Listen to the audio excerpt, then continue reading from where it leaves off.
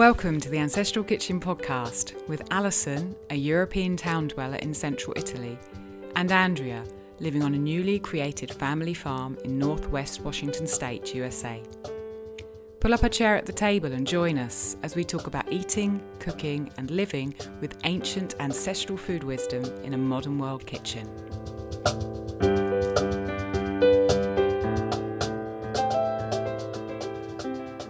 Hello, Alison. How are you? Hi, Andrea. Yeah, I'm good, thank you. Early in the morning, but it's going to be a nice day, so I'm in good form. Right. Good morning to you and good evening for me. Yeah, good evening to you. Okay, I'm trying to adjust my volume. I hope nobody hears any echoing back through my microphone. All right, so this is a topic I'm really excited to talk about tonight, but let's start with one of our most favorite things and talk about food. It's early for you. Thank you for accommodating me and meeting extra early. So you haven't even had breakfast yet. Nope. I've had a tea. I want to know Well, yeah, leftovers. There's a leftover situation upstairs, as usual. So, yeah, I think I've got some... Oh, this is going to take some explaining. I've got some leftover beer mash. So we made beer, or ancient beer, last week from local spelt grains. And it's a very sour beer. It uses sourdough starter and bread. And when I filter it twice. Once I take out the kind of chunky grains and I make bread with that. And then the second filter is the very fine pieces. And those make a really nice porridge. But they are quite sour. So yesterday I cooked some of that up with some... malted barley, some dark malted barley, and I made too much, so I've got some of it in the fridge upstairs, and I will probably heat that up this morning and put my usual porridge condiments, which are linseed, some nuts, some miso and some olive oil on it, and I like the crunch and the kind of sweetness of the little gems of barley malt in it, and then the smoothness and the tartness of the porridge. So that's going to be my breakfast, I hope. Now, when you heat it, do you feel like it gets a little bit less sour? I think when I've eaten it cold, I notice the sour more. So with that in mind, yes, I would say when you heat it, there's less of the sour noticeable. Because, yeah, sometimes when I have it just cold, I'm like, oh, that's sour. Strong. Yeah, but I like it that way, so. You know, one of my sisters sent me a video today. You want to talk about an ancestral food, and it was these. The title is 4 Blokes Eating Fermented Fish. It's this Swedish fermented fish. I think she said it was called surströmming or something like that. Mm-hmm. She said apparently it smells so bad you have to open the can underwater. So these 4 guys on YouTube tried to eat it, and it was pretty hilarious actually. But I thought of you when I saw that. I thought, an ancestral food. I wonder if Alison would be into this. Oh dear. I've had there's a famous fermented kind of fish thing here. I mean, with history, the Romans ate garum, which was a fish sauce that's fermented. But there's another fish sauce called, I think it's called collatura di alice, which is anchovies that are fermented. And it's very nice. Oh. But it's the sauce, not the fish. So there's a kind of difference there. You know, we actually have a similar thing here. Several of the Salish tribes that lived up and down, well, still live here, up and down the coast. Some of them, I'm not sure if the tribes are still here, if their descendants are still here or not. But there are these sort of traditional instructions for taking fish, and you basically lay them in a wooden canoe, and they ferment, and you kind of make a sauce out of them. So I've noticed actually quite a few fermented fish recipes across tons of different cultures. So I guess it's just a staple nutrition. Yeah, I agree. I was listening to a podcast where they were talking about the ferments in Greenland and how extreme they sounded to us, but how normal they were to them. And it's all a matter of habituation, and our taste buds are fickle, really. We think that they like what they like, but give them something else for a few months and they completely change. Yeah, and grow up on something or Yeah. have your mother eat it while you're in the womb, and that's different too. Yeah, I Well, agree. we had dinner over here Yeah. before getting together with you, and it was just a really easy, simple dinner. I guess maybe kind of a typical Friday night thing for us as I'm thinking about the dinners I keep reporting back to you. But it's just tortillas that I heated on the stove. I used either just some pork fat that we rendered or grass-fed butter. And then I cooked rice, black beans, crushed tomatoes, a bunch of seasonings. Mm-hmm. What else? I forget what else. But, some of the bacon that we still had in the fridge, just uncured bacon. And then I cooked all that together and made like a filling. So then we just put our live culture sour cream and raw cheddar on the hot tortilla, put in your filling, roll it up. And I bet the kids love that. Oh, of course they do. They devour it. Yeah. And I put in handfuls of jalapenos that we pickled over the summer. And then, I like my food nice and spicy. Do they go less spicy because you've prepared them, fermented or pickled them? I have wondered the same thing too. I feel like when they're pickled, just a lot of their heat is gone. Also, typically you would seed them before you pickle them. I don't because I'm trying to keep as much heat as possible. Right. But I definitely feel like I can eat 7 times as many jalapenos when they're pickled as I can when they're fresh. But also I've noticed vast, radical differences in just the jalapeno source. So jalapenos from one farm, I can eat one, and a jalapeno from a different farm, I can eat like 3. And do you think that's a different species, or do you think it's the terroir, the soil and the... I've wondered, because all the jalapenos that I eat typically are grown on the eastern side of the Washington state, so they're all relatively similar, hot, arid, but so their water content would be the same, is what I'm trying to say, because the less water your peppers get, the hotter they are. But I don't know, maybe a more mineral rich soil would produce a spicier pepper. I don't know. And were your tortillas ones you made, or did you get those in? No, these are the same ones that we get from Azure Standard. Yeah. Nice. My outsourced ingredient. Yeah. No, why not? I'm sort of moving slowly towards perhaps making tortillas, so I'm curious. Yeah, I love homemade tortillas. I think are absolutely the best. These are the closest. I never thought I could eat packaged tortillas, but then I got these ones just because I was desperate one time, and we have really enjoyed them. And I think it like everything, I think it comes down to the ingredients. Yeah. What the thing is made out of. And I've been thinking this today because we eat really simple food. People always ask me, you need to give me some recipes. And I'm like, well, I don't know. You just put these 3 things together and it's so good. Yeah. But I've eaten some food in town a couple times in the past month, and I just keep thinking, every time I eat it, I think to myself, the worst meal you have on the farm is better than the best meal you have out of the grocery store.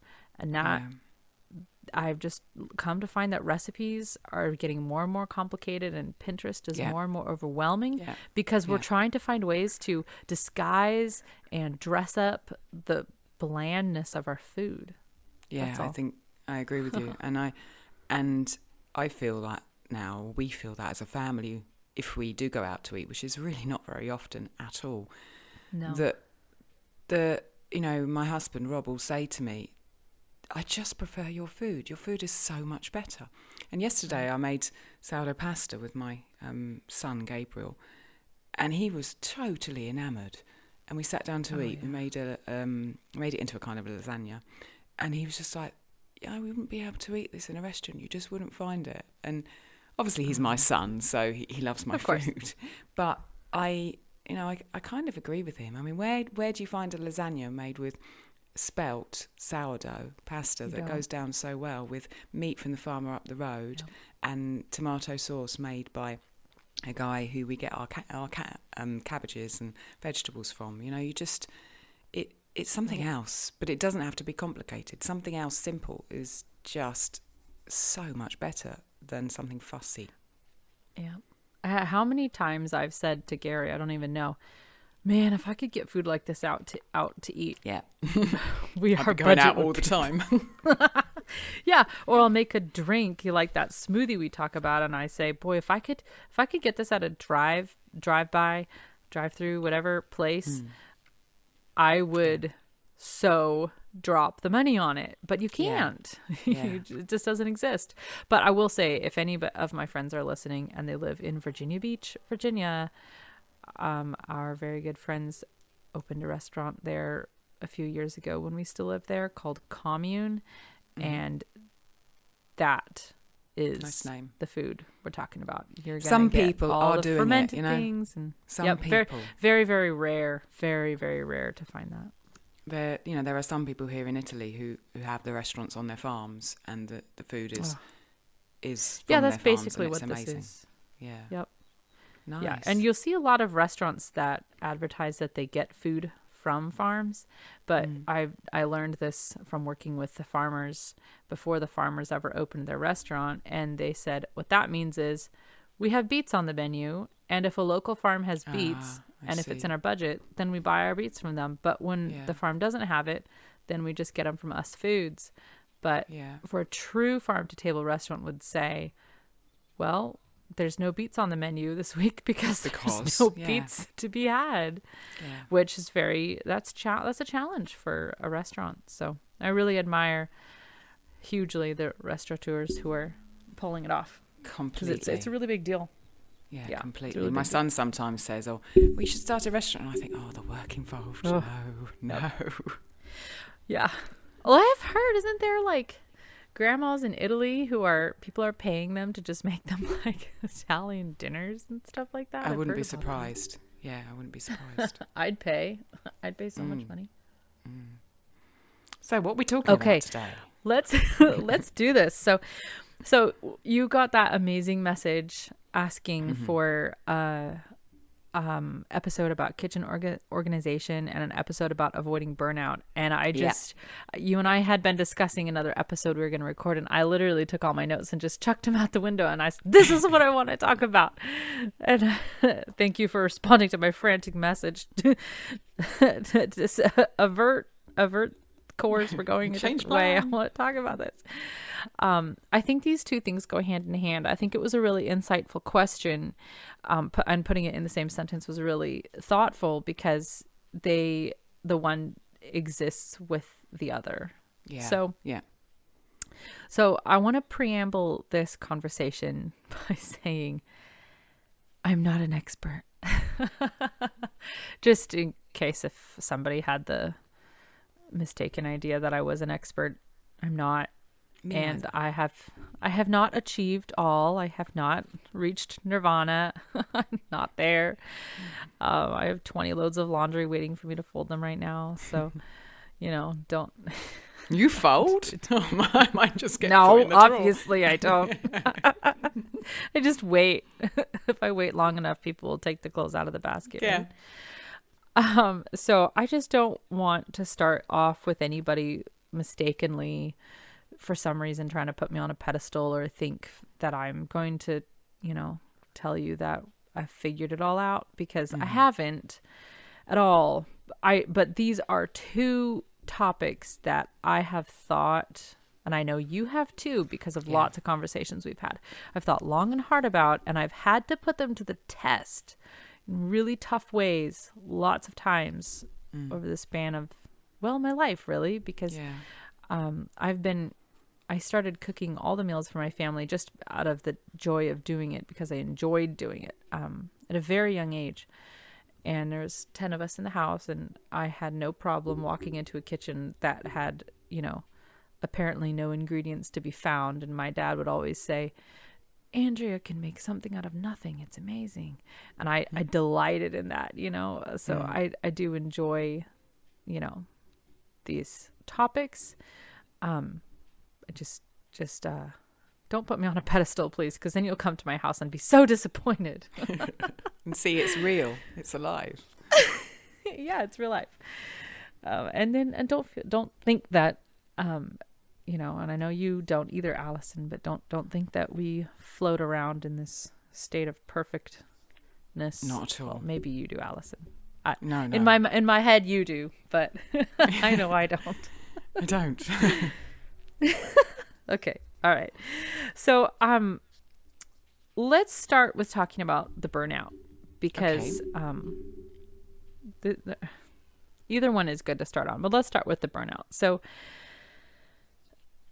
first of all, so the question was, how do you avoid burnout when you're, here you are, you're trying to keep up with things. You've got kefir grains, you can't go out to eat.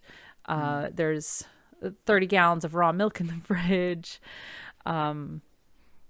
Your sourdough start is molding. Yeah. Like, how do I not get burned out? Okay. Well, let's just approach this the way we would approach any job. This is your job. This is not, I think sometimes things that are household related can just get relegated to trying to cram it into the side of your life. But this is actually a fairly core aspect of our life. Whether your income producing job is something else, this is a core function of your entire existence. The food you eat, the things you put on your plate, your philosophy behind your plate. So what I would say first of all is you need to know, at the risk of sounding cliche, your why. You need to know why you're eating this way, or why you've chosen. Maybe you're not saying, I'm doing everything super duper ancestral, but maybe you're just saying, we're going to do grass-fed meat and start with that. So you need to know why, because if it's just, I saw an advertisement about a cow and it brought tears to my eyes, like it's going to fizzle really fast. But if it's so core, I mean, I have walked into stores, I've gone with my kids, I've walked into the store, you unbuckle everybody, what a hassle. I go in and my why is so strong, and I've had to walk back out of the store with all my kids, put them back in the car and go home with nothing, because I'm like, I can't bring myself to do it. My why is beating in my chest, and I can't violate the truth in my soul. So, understanding why you're eating the way you are is really important. Sometimes our biology makes it easy. Yeah, I don't mean true. easy. I just mean like, obvious. like you, when I eat sugar, I'm laid out, for 3 days. Okay, your body is telling you this is your why. I don't want to be laid out for 3 days. And so it's not like you have to convince yourself. You just have not really much of a choice. For me, understanding my why has been, I remember my first exposure to these foods, and I thought, okay, if I'm going to spend money on this and time, because it's the two things, I need to be really, really convicted. And I spent a lot of time educating myself with the willfulness of creating such a strong, powerful reason that I couldn't break it even if I wanted to. So that was totally willful. It could be watching documentaries, reading books, listening to podcasts, talking to people. I think nothing has been more powerful for me than going to farms and talking with farmers. That's probably been the number one thing that's helped me. Alison, I know your why is really strong. Do you have any thoughts on this? Just that it's the same really in anything that you want to bring forth in your life. I remember when I was running a life coaching business, how important the why was with all of my clients, because having clarity is humongous. Once you have clarity, you know where you want to go, you know where you don't want to go, you know what actions align with it, and you know what's important and what to prioritize, what to spend your time and your life on. And so from that why comes a clarity which just directs you and moves you into the paths that are going to satisfy you and are going to step you forward. So I totally agree that it's a very personal thing, and it's very important.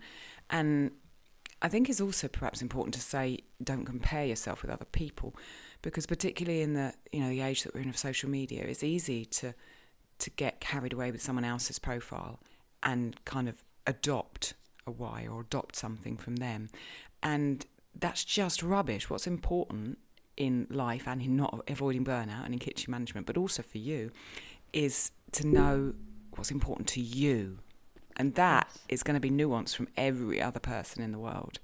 And it's easy for us to take on, oh, she's doing that. Oh, that's exciting. Let's do that. But if it doesn't work for you, you're going to get into trouble. So, there's a place for learning and researching, and there's a place for silence and introversion and looking inside and learning and clarifying that why. For sure, I agree with you. Yeah, I agree with everything you said. All right, that will bring us to the next thought that came to my mind, which this goes hand in hand with needing to know your why, and that is know what to delegate or to outsource, to hire out. This can start, in a small scope and grow as you go. But in the beginning, it could, what I mean by delegate or hire out is something even so small as having a dishwasher, the machine. Okay. Yeah. So I don't have a dishwasher, and I don't have an option to put one in right now just because of the power and water situation. But that is something, if you have the option to, you might, if you say, I really want to do all this food, and yet if you don't know how long it takes you to wash the dishes, just as a side note, set a timer and find out. Yeah. Because you do need to know that, because then you can say, but it takes me an hour every night to do all the dishes and put them all away. And if you have a dishwasher, I've timed myself so many times, it takes about 7 minutes. So if that's something you need to delegate, then do it and time yourself. Learn how long it takes you to do a task. But there's things you might want to hire out, like maybe you don't want to make kombucha, or maybe making the water kefir at this point in time is just a straw that breaks the camel's back, and you can't take that on, or you don't want to take that on, or you just had a baby and you just want to drink water kefir without doing anything, and you want to pay someone to make it for you, buying bottles of it. Okay, fine. Just know what it is that you need to hire out. And that goes along with your why. If your why is that I want to eat close to the earth, leave the consumer economy, spend less, do more at home, then maybe that is also going to determine what you hire out. And it might not be much. You might just, I know Alison, you and I both, we do a lot very manually. Yeah. I hired out this year, we're having a garden, and I hired out starting all the seeds. And what I mean by that is I bought a bunch of seedlings, not the bags of seeds, because as we were going through winter and doing project after project, largely related to, generating income on the farm, I just knew that trying to get the infrastructure out here and figure out the power situation and how I was going to be able to run lights was just going to overwhelm me. So I said, that's fine. This year, I'm going to buy seed starts, and I don't even care. So I did that. And that was delegating, to my non-existent farm staff that I told to plant all the seeds for me. So know what to delegate. And that can be within your family too. Yeah, you may need, so like Alison, if you asked Rob, if you said, you know what would help me is if every night when I did the dishes, if you cleaned the counters or whatever, if you just knew that was the thing that was, you know what I mean? The thing that would help you, you need to be able to say it. Yeah, I agree. What are your thoughts on this, Alison? I agree. We delegate out some stuff. So some seeds I've grown myself, for example, using your example, some things I've bought for the garden. We delegate out most of our meat curing. You know, I've made bacon, but I haven't had the time to make any other form of salami. So sometimes we buy those from the farmer that we buy our meat from, sometimes. I want to make miso, but I haven't had the time to do the research. Or more importantly, there have been other things that I'm more passionate about, which I've dedicated the time to. So I buy miso. In the house, your washing up is a good example. So Rob does all the washing up in our house. So I do the what a guy. The cooking, and he does the washing up. And it kind of started because I'm hypermobile. My upper body's not very strong. My arms tend to dislocate and stuff. So in times of crisis, he's taken that completely on, and then it kind of just works because I do all the creation and the energy into the food, and then after dinner, he does the thing that he can just do, and then he can think about other things and kind of work on his music in his head while he's doing it, and it really works for both of us, because if you asked Rob to make the dinner, it would take him twice as long as me, and there'd be twice as much mess probably. But it's a good way, and it's taken a while for us to negotiate these things, you know, who does what, but they're very important to my sanity, for sure, definitely. Yeah. And I think it's important to know that especially when we start out in this, over time, you absorb more and more things. So like you said, for instance, right now you're hiring out a lot of the meat curing, and you're well, you have a handle on everything as far as I can tell, but you know, you have a handle on, you know, you didn't start out, you know, day one making booza and water kefir and all these things. But if you had tried to, you would have burned out very quickly. But you just are gradually accruing skills.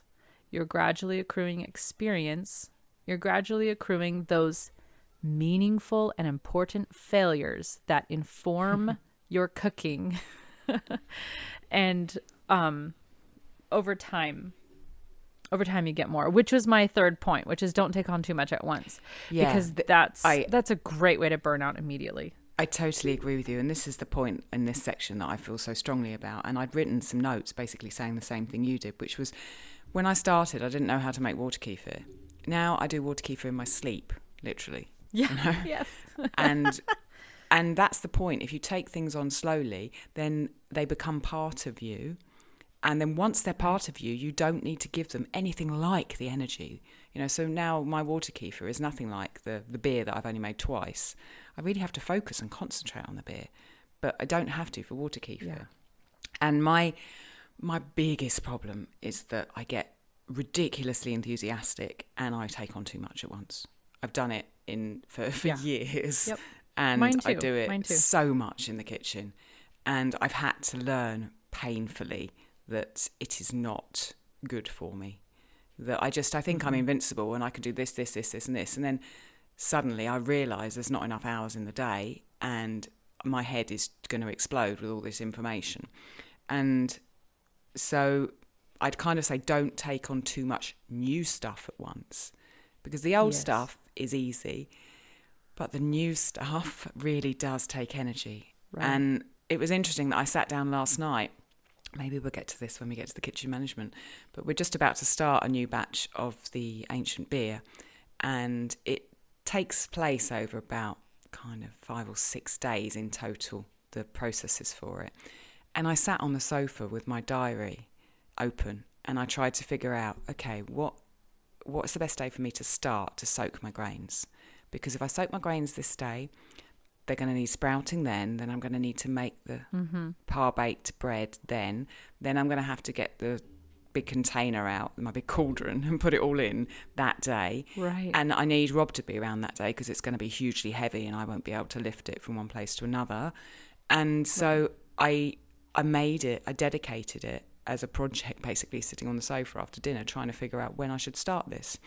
And that takes a lot of energy. And if I was doing that for 5 different things, I'd soon burn out. And also if I was doing if I'd not planned it and I ended up needing to do the bulk of the processing on a day when we happened to be going out, or when I happened to need to make bread too, there'd be just a big collision. And so it's really important to not take on too much new stuff, and not take on too much, but also plan and realise what you're taking on, and be happy to do less. That's something that I have struggled with so much, because I want to do everything. And I've always wanted to do everything. And many years ago, Rob said to me, know that if it's important, you'll get to it. And if you don't get to it, it wasn't important. And at the beginning, when he said that to me, I was like, no, I have to do this. It's all really important. It's all important. But I've learned through painful incidents, really, that he's right, that if it really means something to you and it really needs to be done, you will get to it. And if it doesn't, if you don't, then, it's not a terrible disaster. Life will change, things will come in, something, the wind will come, and you'll feel something different. And so it's taken me, and it's still a practice every day for me to take that on and watch what I'm doing and make sure I'm not overloading myself, make sure my enthusiasm is not running wild, and be happy to be joyful with what I am doing and what I can do, and also leave space for sitting, having a cup of tea and going out on the bike and being with my son. So I've talked a lot about that point, but it's the one I feel has been most prevalent in my life in burnout, for sure. It's huge in everything. I'm similar to you in that I tend to have FOMO on everything. Yeah. Oh no, I have to do it all. And Instagram does that to us too, because you follow 30 to 3,000 accounts of people doing things, and somehow we homogenize all those accounts into one person in our head, and we're like, they do all these things, and it's not true, but then we think we have to do them all. And in a ideal world, then you and I would be neighbors, Alison. And you would make the booza. You'd make the booza, and you'd be scalding and making sourdough bread, and I would make tortillas and charcuterie, and we would trade with each other, So don't think that in some mystical time one person did all the things. There was the Brewster in town, there was the butcher in town, there was people. It's not like you have to do everything. I think I love it. If anyone wants to come to Italy and live next door to me and help me with this, please do it. She's looking, and we're now taking farm commune applications. Also, I think we'll talk about this a bit on an upcoming episode, but I definitely think that grocery stores contribute to our FOMO a little bit, in that if you go to a grocery store, you have 15,000 options for things, and sometimes we translate back to our house and we think, I need to have kombucha and water kefir and the booza and the Thresher's lemonade and all these things, and you really don't need to have 38 choices at every given moment. So that kind of brings us to the point 4, which is scale down if you need to, ask for help, make work groups, work trade. If you have too many books, hide some of them and just keep 4 out on your counter, and simplify. Unfollow Instagram accounts. You know what? If my Instagram makes you feel overwhelmed, just unfollow me. Like, I don't care. I don't want you to feel overwhelmed. I say that's completely, not my point. Completely to that. It's easy to kind of just follow people and then get caught up in that world, get caught up in negativity around it. And I've tried consciously with my Instagram to only follow people whose photos bring me joy.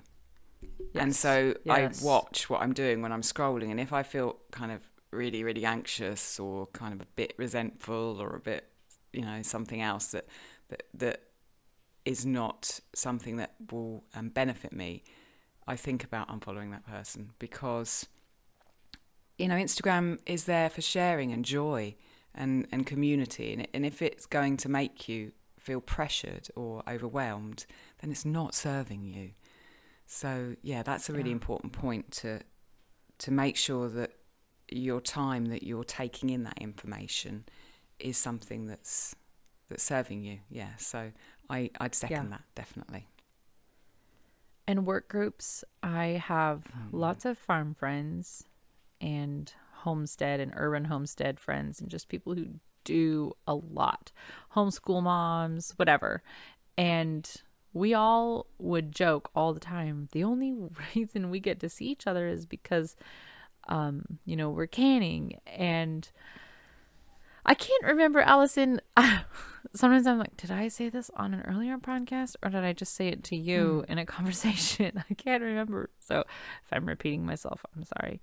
But I remember going to my friend's house. This was right after I got married, and she had already been married for 10 years. And I was canning alone at my house, and she said, why don't you come and can at my house? So we canned together, and a couple of us moms would get together, and we'd be canning from sun up until well after dark. And then, you drive home with rattling boxes of jars in your car, and then go back the next day and do it again. And I remember telling my dad about it, and he goes, oh man, that's so sad. That's so tedious. I feel bad for you. What dedication that you guys have to sit there and peel all those apples. And I said, oh no. And I did not remember this conversation, but my dad told me this recently, that he remembered this. He said, I remember you told me, no. I asked them questions about marriage. We talk about kids. We talk about homeschool. We just talk about books we're reading. We talk about our life, and we're laughing. And he goes, I then realized, wow, that's actually really valuable.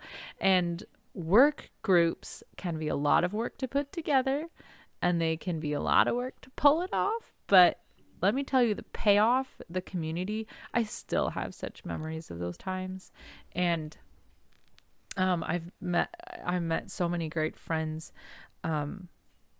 just through proposing work groups, and getting people together and doing work together, just manual labor side by side, hands in the kettle, and just talking and having community. So it both lifts a burden and it contributes just happiness. And farmers don't get to hang out unless they're working. Like, it's just a fact.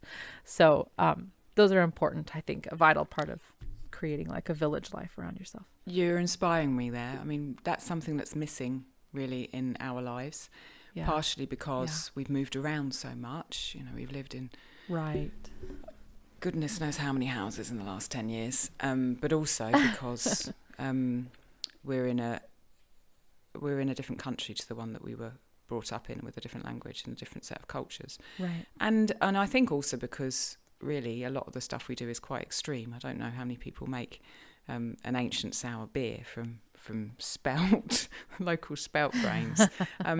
But I've been inspired reading, there's an excerpt in Honey from a Weed, the book by Patience Gray, where she talks about making tomato passata, tomato sauce, and how the whole household is just involved in it, and the girls did this, and then the nonnas did this, and the dads did this, and it was so inspiring to me. And hearing you and seeing you involved in work groups has made me want to be able to look out for and actively try to create work groups moving forward, because they, I think, not only create wonderful things that all of you can take home, but create such community, and that's absolutely vital for us as humans. So yeah, you're inspiring me there. Thank you. I'm so glad. The pinnacle of my life will be this is the thing that I've aspired to ever since I was a kid. I want to cook for a barn raising. I want to do 60 pies and 700 loaves of bread. And I just I just can't imagine anything more fantastic than a barn raising, So I'm a big fan of work groups. Nice. Okay. All right. So then the last note here for avoiding burnout. This is one that I'm pretty good at sticking to. Not every single day, but really darn close. And I think that this is really, really key for not burning out, which is to red up your kitchen at night. And that just means getting it ready for the next day. The dishes done or in the dishwasher or whatever is your routine. Counters wiped down. Somebody said the saying once, do today, and do tomorrow so you can do tomorrow. And if I walk in the kitchen in the morning and there's already dishes there, I feel like I'm doing yesterday, today. And then I'm trying to do 2 days. And because we don't go anywhere. We don't. Our life is so boring. But our life is nonstop because between trying to pack in projects and chores and all the things.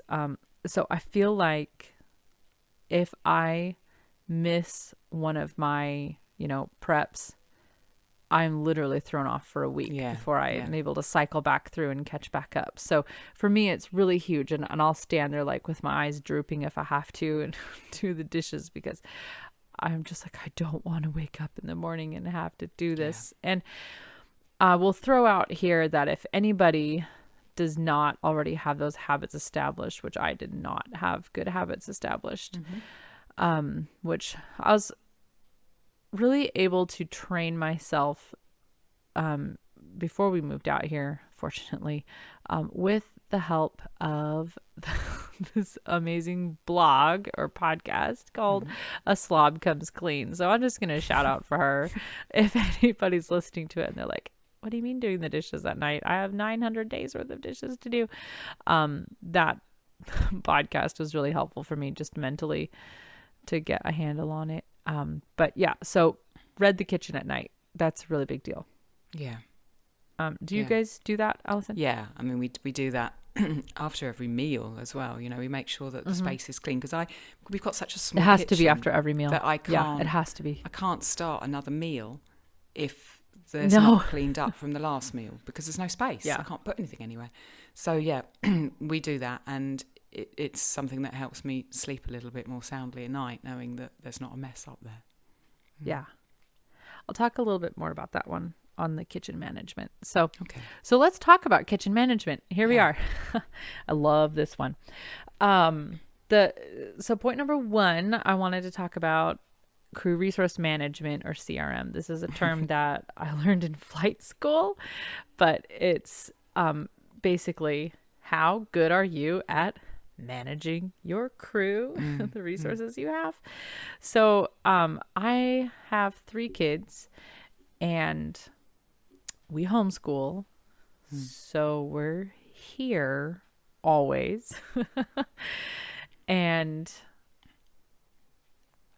let me just say that if the kids are not brought on board with the chores, there is long-term suffering.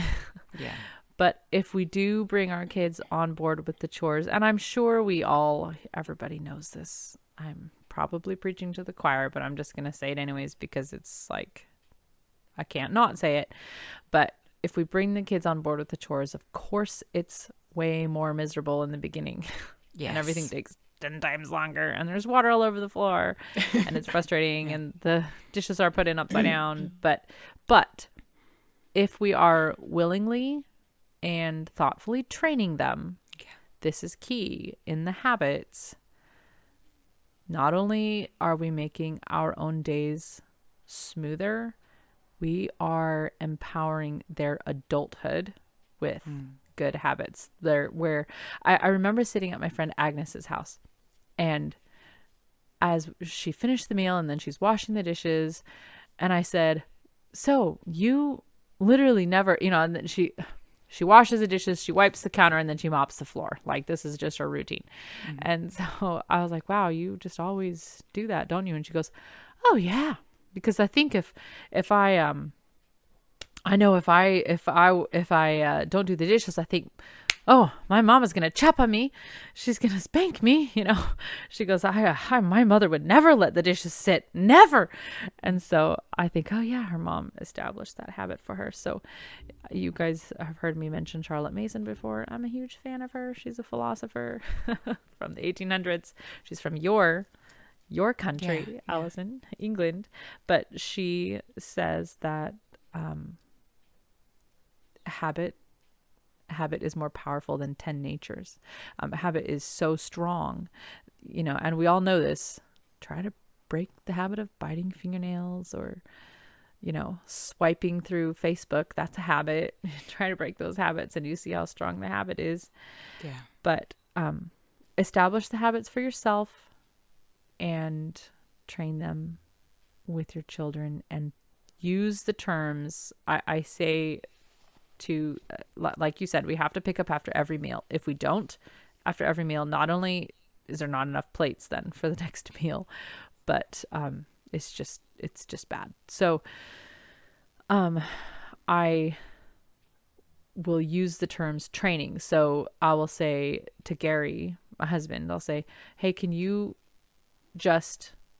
supervise such and so wiping the table? They're still in training. I don't just say like, kid, wipe the table. You don't know what you're doing, but you did it wrong, But I try to use those terms like they're training. Can you coach them on picking up the living room floor? They're still training. And I think I don't know why, but using those like workplace terminologies really, really helps. And everybody flows with it. So I will say in my crew resource management, I do not dry dishes. I do not put dishes away, and I refuse to clean the table. The kids do it all. And this is not something we've always done. This is more recent that I've had them do this as like religiously as we do now. But I also have trained them. I don't clear my own place. After I finish eating, I am sitting at the table and they get up to clean the table, and I have trained them by telling them every time, or telling them the first few times and then just indicating afterwards, remember, you're clearing my place. And now I finish my bowl and I suddenly notice it's gone. I'm like, oh, who took my bowl? Why, thank you, Camille. I didn't even see that you took my bowl. Nice. Because I want them to be in the habit and also, be thoughtful for other people. So that was really long-winded. Sorry. Alison.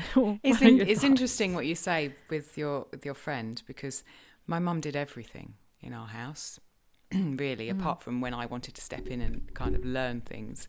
But okay, that's my tendency, just so everybody knows. That's where I tend to go. The meal prep. She did the washing up, apart from the odd occasion where she possibly would drag my dad in, or like a Sunday where he would help her. And she did all of the washing and the cleaning. And she never really asked me to be involved. And I remember having a friend when I was about 10 or 12 who had a family that worked really differently, where they had like a rota up on the wall that, she did the dishes on a Tuesday and a Thursday, and her brother did the dishes on a Wednesday and a Saturday kind of thing. And thinking, that's kind of different. We don't work like that. And I think... Yeah. I've had to change because of the amount of stuff I do in the kitchen, and because I don't want my life to be like that. I want when I was younger, I want my husband to be able to cook for himself and do all the other things. I don't want him to be disempowered like my dad is. I mean, when my mum's not there, my dad can't cook anything for himself apart from marmalade on toast, really, or beans. A few really simple things. Right. And I really feel with Gabriel that I want him to be self-sufficient. I want him to know how things work. I want him to know what goes into running a household. And so I'm with the two boys here. I'm pretty good at managing them, and we've worked out, like I said, with Rob. Rob does the dishes, and it took a while for us to get to that routine, but we have. And there are certain things that Gabriel does, and it's been up to me to implement that, because Rob will do everything for everyone. He's like he will try to solve everyone's problem. He will try to do everything. And so it's been up to me to say, no, Gabriel can do that.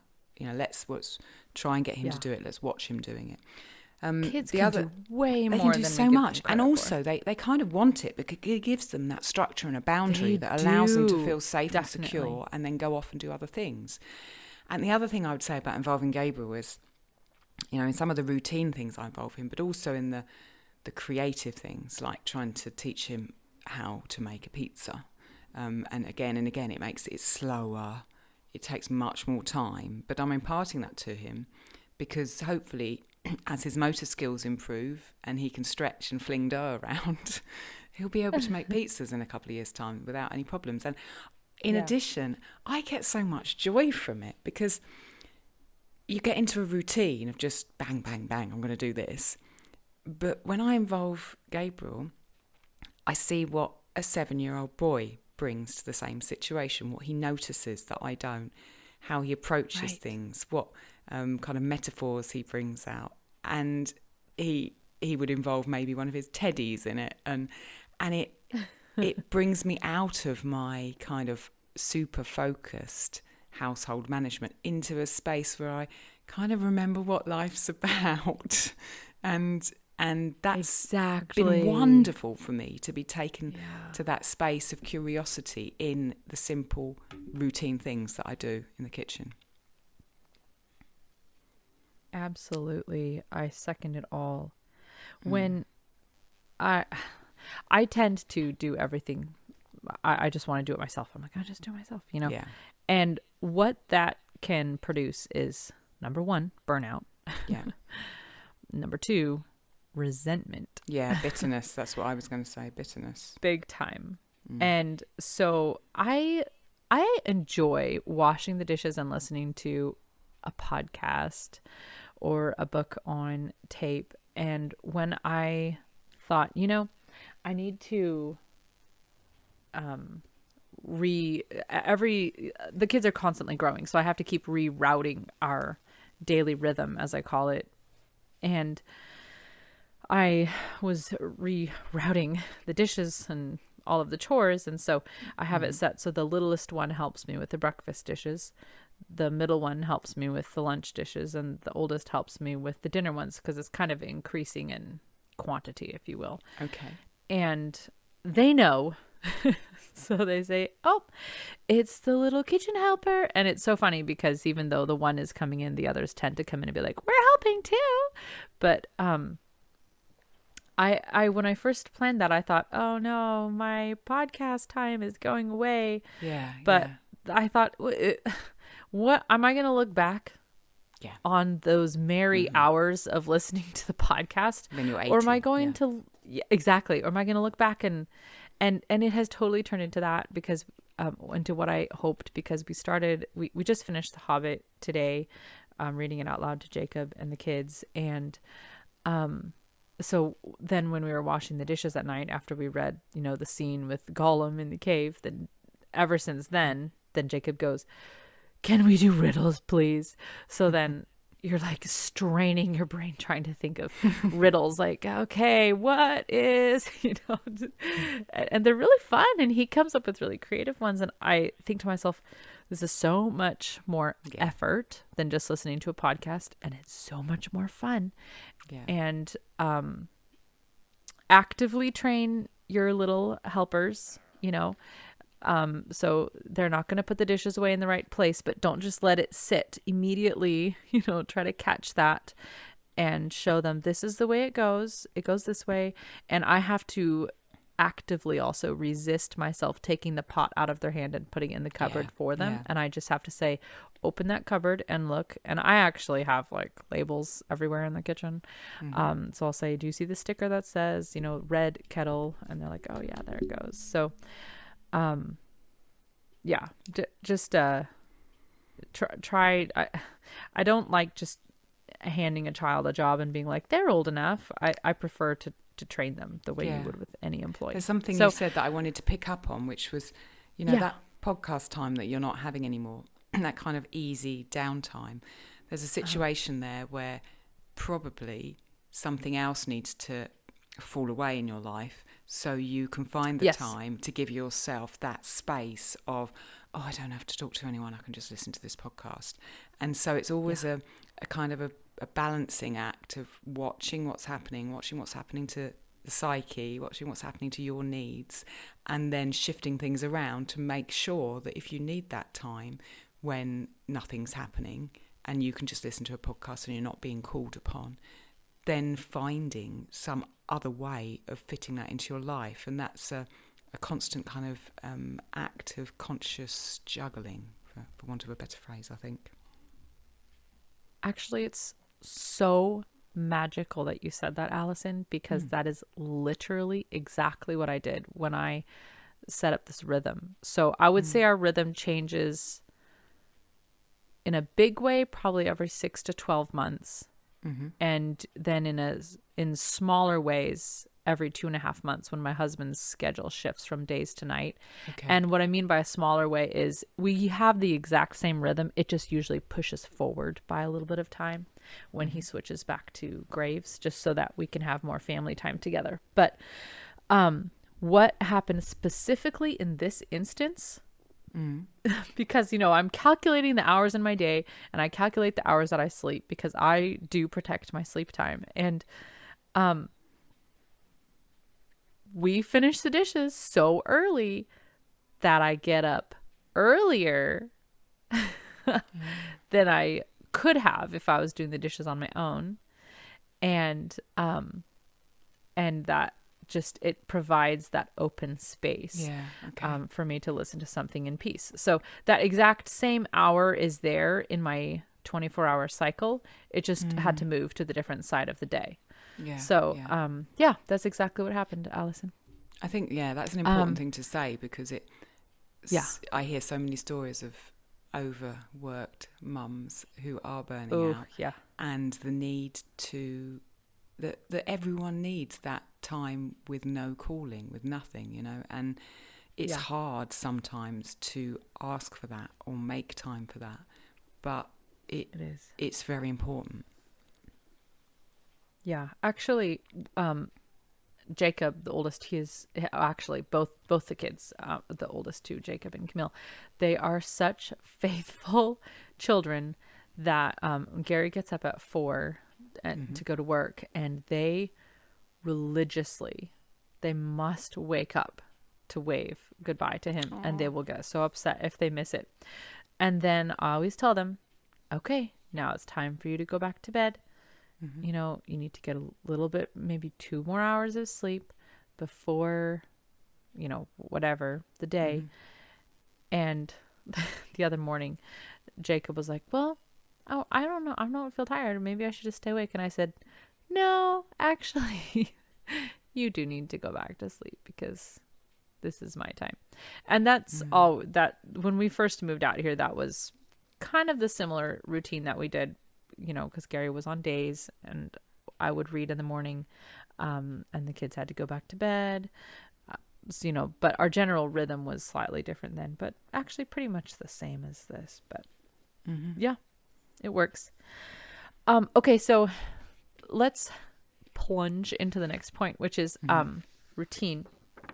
So in your kitchen management, I'm not going to say a lot here, but I just want to say that routine is pretty important to good kitchen management, I think, only because even if you're not a heavily routine or schedule-based person, which you do not have to be, I still notice that the most successful kitchens have some kind of a routine. Our routine in terms of just pickup is the table must be cleaned completely, and I mean cleared and wiped.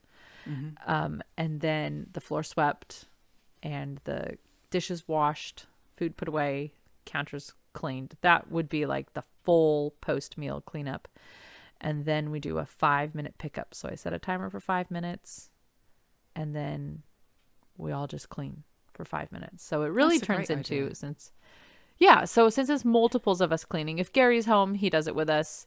But if we're all cleaning, it's actually 20 minutes worth of cleaning in 5 minutes, and it's shocking how clean things get, to the point where I've had the kids come and be like, I don't know what to clean. So I say, okay, you got 2 minutes left. Go run to your bedroom and clean for 2 minutes, which they can never finish their bedroom in that much time. But, but the routine is really helpful, and the kids have latched onto it very quickly. We did this. We had just started doing this at the Marysville house pretty religiously right before we moved, and then kind of got out of the loop of it and then started it again here because I remembered how much we loved it. But this is, again, a place where when Gary was home, when I was already used to doing the 5-minute pickup with the kids and the effort it takes for you to do a 5-minute pickup with the kids in the beginning, you don't get any cleaning done in the 5 minutes. You're just coaching in the beginning. And so I would tell him, we're doing the 5-minute pickup. All it means is that we're just cleaning for 5 minutes, and there's a timer set, and you're not cleaning until you're done. You're just cleaning for 5 minutes. But I said, can you coach the kids? Well, I work in here. And so he understood that the kids are going to just sort of walk around in a daze or stand there holding one thing or get distracted or come in and start talking to me and say, hey, do you think fish are blue? Because, and I'll say, let's talk about that after the 5-minute pickup. Oh, okay. And now they really get it. Now it's blissful, but it's not in the beginning. Restaurant kitchens are where I take a lot of my modeling from, because I absolutely love the way a good, well-run restaurant kitchen works. Pristine. Mine is not always pristine, so don't get your hopes up. But everything should have its place. That really makes it easier, because if you're just like shoving and cramming things, I guess I should say that kitchen management, you probably, if you haven't already, you might need to declutter your kitchen. And I have to declutter my kitchen constantly, but it definitely helps if you only have the things that you love in your kitchen and the things you need. Do you have a routine in your kitchen, Alison? I know you've referred to definitely your fermenting routine. Yeah, I feel like my routine really is more in the way that I manage the ferments. So, for example, most mornings I will go upstairs and then I will take all of the ferments that I've got bubbling that need attention, take them out and stir them, basically. Look at them, see what stage they're at, maybe taste a little bit of them, and then put them back. And I just do that every morning, and then that's the one time that they're kind of touched in the morning. We're not quite so routined around kitchen management with meals, perhaps because there's not so many of us, because there's only 3 of us. But we do have a routine where, the washing up is done after our dinner's gone down. The table's wiped before meals and the mats are wiped before meals. There was something else you were saying that I made a note in my head to talk about, and it's just gone. What else did you talk about just then? You talked about routine in the kitchen, then you talked about everything has its place. That was it. So we have a tiny kitchen, and we have far more stuff than is than will fit in the cupboards in our kitchen. And so our kitchen stuff kind of lives around the house, but everything has its place still. So there's a cupboard that we use for all our kind of cooking stuff that's not in the kitchen. And there's a space on the shelf for the grain grinder. There's a space on the shelf for the dishes that we use for roasting. There's a space on the shelf for the flip top bottles, for example. And when I need things, they come out of that space and then they get put back in that space, because there's no room for them in the kitchen. And if they were just everywhere, there would be no room for me to work. It would be chaos. So although I don't label like you, in my mind, and I train Rob and I train Gabriel to know where things live, everything very definitely has its place, and everything is brought out when needed and then put away, because that's the only way it would work. The only way it does work, really. Yeah. Our last house was the first time we actually had all our dishes in the kitchen. And here we, if it's the rule for a dish is if I use it, I would say a weekly or maybe even monthly basis, it lives in the kitchen. Everything else that is more periodic goes out into the garage. Oh, I wish I had that space. Literally things I use every week, we just put in this cupboard that's a flight of stairs away. And then I just say to Rob, I need this, this, and this in the morning. I think, right, what do I need? I need this, this, and this. And he gets them all out for me and puts them ready for me to use.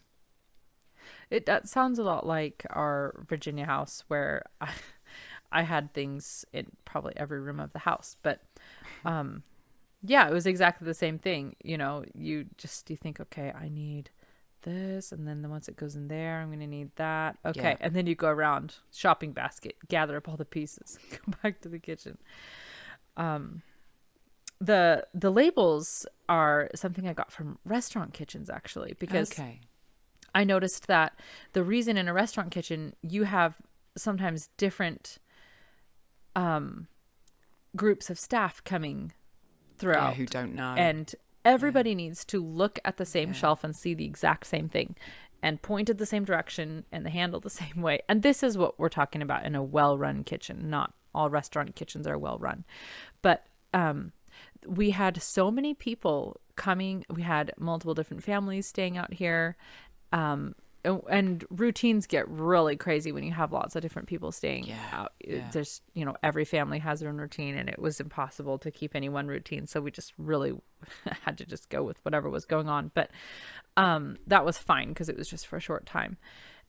But I still needed to, I like to be able to work in my kitchen and open a cupboard, and without even looking in it, I want to stick my hand down there and find exactly what I want. Yeah. So then I started putting the labels down because things weren't always ending up there, because how is that many people going to know? There's just no way. So it made it easier because then I knew that I could look and find it, and they could look and they could find it. It worked out. We hang quite a lot in our kitchen because there's no room in the cupboards. Most Italian kitchens have a plate drainer above the sink, so when you wash up, you open the cupboard above your head, and when the plate is clean, you put it in this rack and it drips down onto the sink. So we have a rack above our sink where the plates and that are kept, and it has bars underneath it, and I just bought a load of metal hooks so I could hook saucepans and sieves, random things. I think you can see on my Instagram behind me, things are hanging, because I want everything to be just in an arm's reach and to know where it is. And so I can just walk over to the sink and I've got the funnel and the sieve for straining my kefir. I've got a sieve and a saucepan for cooking the greens. Everything is kind of there and I know where it is. And it means, it doesn't look pristine by any means, but I think I love how it looks because it's real. It's accessible, and it's a usable kitchen which is organised. And in the same way, we have I have a kind of a board on the fridge, a wipe clean board, which I use alongside my diary for planning. And so if there's things that whatever needs to be done that day, or whatever I need to remember that day, whatever Rob needs to know that day, I will write it on the board. And so, if I'm going off to do something for an hour and Rob's prepping some dinner things, there'll be a list on the board of things that he needs to do, so he doesn't even need to think about it. Or if I need to think, right, I mustn't forget, I've got to refresh my starter tonight, I've got to build this leaven for the bread tomorrow, I've got to make sure I grind the millet, I'll just write it on the board, and then I'm standing in the kitchen, I've got the things I want in front of me for the day, I'll look across to the board, I've got to do that before dinner, so I'll just reach out, get what I need and do it. I love that. Both those things are important. I have a whiteboard hanging in the kitchen that I've used for, various things. Sometimes I just put a list of meals that I have everything in the kitchen for, so that if I want to make a meal and I don't want to use my brain, I can just look and be like, I can make beans and rice. The only problem I run into is the little girls keep climbing up there and coloring on it and erasing everything that I write. you touched on something that you reminded me that I told you I wanted to talk about, which is this concept of the I'm just jumping ahead a little bit, but the living kitchen concept. And I thought of this when you posted a picture in your kitchen, and I commented on, I think it was a picture of you or Gabriel or something like that, and I commented on the kitchen behind it that I loved seeing a living kitchen. And what I meant by that is so many kitchens that I see are sterile, dead kitchens. I don't know how else to say it. Just useless show kitchens, maybe is the right word. And I used to get so, well, I still a little bit, but I used to basically get hives over the fact that I couldn't keep my kitchen that way, until I realized they weren't using the kitchen. Yeah. I was. That's why mine didn't look like that.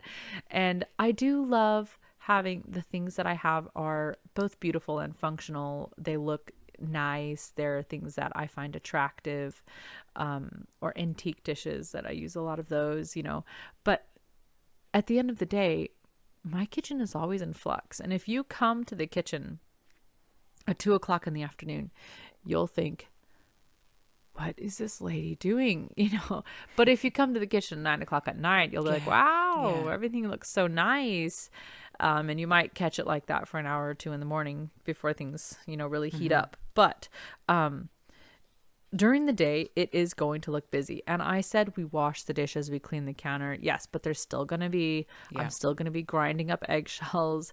I'm still going to have, 3 bowls of dough.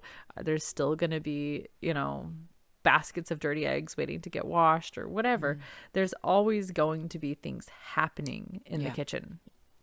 Which is why that routine of picking up, the ritual is so important, because everything needs to happen around that. And I don't want to get bogged down with the petty little things. And that ritual concept was my third point. I just wanted to say that if we look at things not as a drag or a drudge or a bore, but as a ritual, again, sounds like semantics, but the terminology is so important. I'm washing the dishes as a habit. I'm cleaning the kitchen as a ritual. This is a process. This is not just, a woman's curse or something that I hate. Yeah, it's an integral part of your life that helps you live in the way that you want to live. Right. And I think framing helps. So then that also jumps us. We're almost to the end here. I'm so excited that we're going to pull in under 2 hours. Everyone is different. And you mentioned this. You touched on this with the Instagram conversation, but everyone is different. So being okay with that. And my kitchen doesn't look like yours. Yeah. Your kitchen doesn't look like mine. And they shouldn't. They shouldn't, because we're not the same person, and we're living differently. We're in different countries. We're doing different habits. We have different sizes of families, as you said. A lot of our strict ritual comes from the fact that we're not a big family by any means. Okay. Bigger than us, though, definitely. I know big families. We're not a big family, but we are, we're the size that we are. And you reach a tipping point where, you need a little bit more comprehensive of a program to keep up, which we're right at that tipping point. So don't I don't know how many times a day we hear this, probably especially women, but don't compare yourself. Yeah. And I know you said it too, Alison, but it's so true. Just unfollow the people that make you feel stressed out. Just do. And notice the joy, notice the things that when the kitchen's clean, how it makes you feel. When you're choosing to make a bread over choosing to make sauerkraut, know that it's because it's bringing you something, and recognise that. Yes. And the more that I certainly recognise those moments of satisfaction and choice active choice in my life, the more content I become. Right. And coming back to the value of what we're doing, like you just said, noticing what's bringing you joy and coming back to the value of it instead of being like, I'm just here. I've thought this before. I washed this plate yesterday. I washed this plate the day before. I washed this plate last week and I'm going to wash it next week. And here I am washing it today, instead of just getting lost in the monotony of that. Just find the way you said it is so good. Follow the river of passion and find your joy. Notice you're so your quotable, joy. Alison. That's important. Yeah, notice it. Otherwise it will pass by. Notice your joy and admire and respect what you're doing. Oh dear.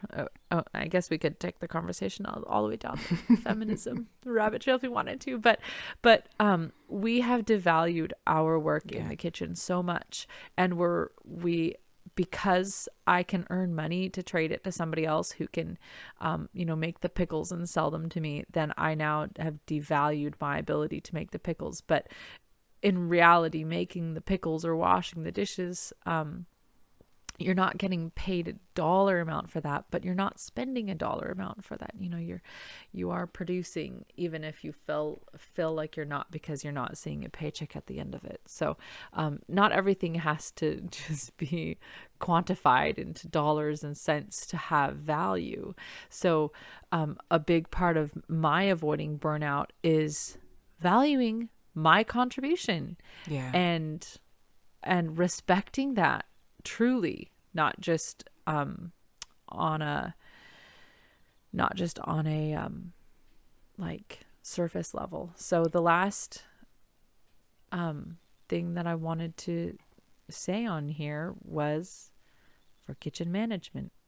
It's the same final point as I had for avoiding burnout. Read the kitchen at night. Just do what you can to start working that into the habit. And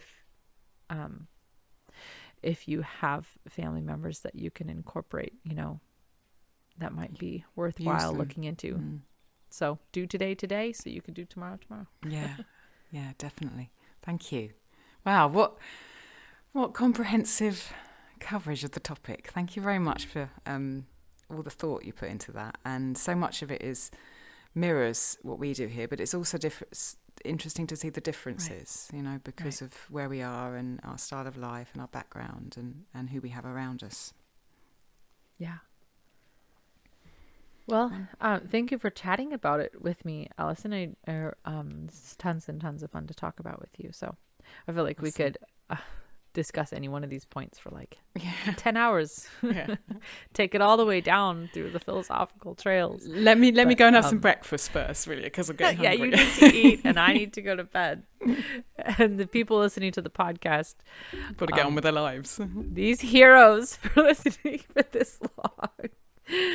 Okay, is there anything else that you wanted to throw on here before we shut her down for the night? No, not at all. Thank you. Fantastic. Well, I can't wait to chat with you again, Alison, for our next episode. So have an awesome breakfast.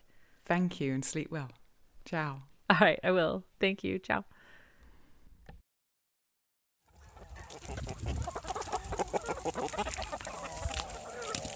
Thank you so much for listening.